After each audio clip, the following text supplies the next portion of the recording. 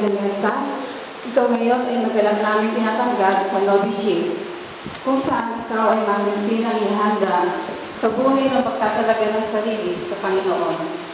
Si Sister Lorena Catanyag, HW, bilang iyong tagapagbubog, ang siyang mag-aakay at tutulong sa iyo upang maramdaman mo ang gabay ng Espiritu Santo. Makakaasa ka na ikaw ay kasama palagi sa aming mga panalangin. Bilang pagtanggap sa ating kapatid na nagtalaga ng kanyang sarili, pasalubungan natin siya ng masigabong palakpak.